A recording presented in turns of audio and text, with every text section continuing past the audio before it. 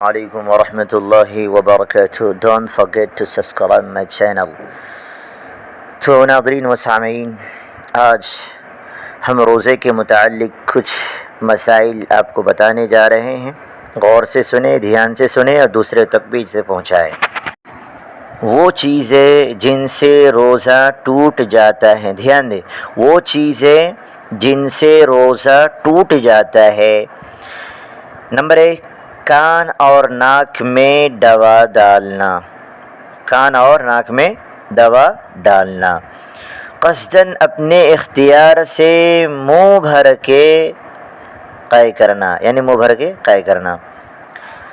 روزہ یاد رہتے ہوئے کلی کرتے وقت حلق میں پانی چلا جانا. عورت یا کسی مرد کو چھونے وغیرہ سے انزال ہو جانا.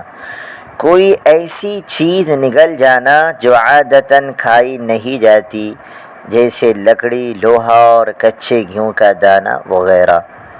اسی طریقے سے لوبان یا عود وغیرہ کا دھواں قصداً ناک یا حلق میں پہنچنا.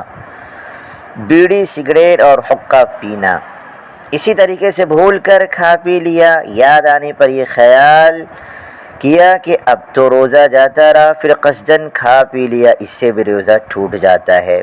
رات سمجھ کر صبح صادق کے بعد سحری کر لی. دن باقی تھا مگر غلطی سے یہ سمجھ کر کہ آفتاب غروب ہو گیا افطار کر لیا، اس سے بھی روزہ ٹوٹ جاتا ہے. ان سب چیزوں سے روزہ ٹوٹ جاتا ہے، مگر صرف قضا واجب ہوتی ہے، کفارہ واجب نہیں. جان بوجھ کر بیوی سے صحبت کرنے یا کھانے پینے سے روزہ ٹوٹ جاتا ہے. اس صورت میں قضا بھی لازم آتی ہے اور کفارہ بھی ساتھ میں کفارہ بھی دینا پڑے گا. کفارہ یہ ہے کہ 60 روزے متواتر رکھے، یعنی تسلسل کے ساتھ لگاتار کنٹینیو، بیچ میں ناگا نہ ہو. اگر ناگا ہو گیا تو پھر سے متواتر 60 روزے پورے کرنے پڑیں گے.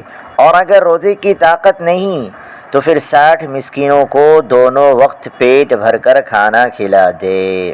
ٹھیک ہے. اسی طریقے سے وہ چیزیں جن سے روزہ نہیں ٹوٹتا مگر مکروہ ہو جاتا، دھیان دیجئے. بلا ضرورت کسی چیز کو چبانا یا نمک وغیرہ چکھ کر تھوک دینا، ٹوتھ پیسٹ یا منجن یا کوئلے سے دانت صاف کرنا، ان سب صورتوں میں روزہ مکروہ ہو جاتا ہے. تمام دن حالت جنابت میں بغیر غسل کیے رہنا. غیبت یا کسی کی عدم موجودگی میں اس کی برائی کرنا، جو ہر حال میں حرام ہے.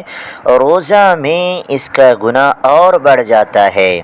روزہ میں لڑنا، جھگڑنا، گالی دینا، خواہ انسان کو دی جائے یا کسی جانور کو یا بے جان کو، ان سب چیزوں سے روزہ مکروہ ہو جاتا ہے. وہ چیزیں جن سے روزہ نہ ٹوٹتا اور نہ مکروہ ہوتا ہے: مسواک کرنا، سر یا مونچھوں میں تیل لگانا، آنکھوں میں دوا یا سرما ڈالنا، خوشبو سونگھنا، گرمی یا شدت پیاس کی وجہ سے غسل کرنا، کسی قسم کا انجیکشن لگوانا، حلق میں بلا اختیار دھواں یا گرد و غبار یا مکھی وغیرہ کا چلا جانا، کان میں پانی چلا جانا، خود بخود قے آ جانا، سوتے ہوئے احتلام غسل کی ضرورت ہو جانا. اگر خواب میں یا صحبت کرنے کی وجہ سے غسل کی ضرورت پیش آ گئی اور صبح صادق ہونے سے پہلے نہ کیا اور اسی حالت میں روزہ کی نیت کر لی تو روزہ میں کوئی خلل نہ ہوگا. تو یہ تمام چیزیں تھے. اللہ رب العزت سے دعا ہے کہ اللہ تبارک تعالی ہم تمام کو عمل کرنے کی توفیق عطا فرمائے. والسلام علیکم ورحمۃ اللہ وبرکاتہ.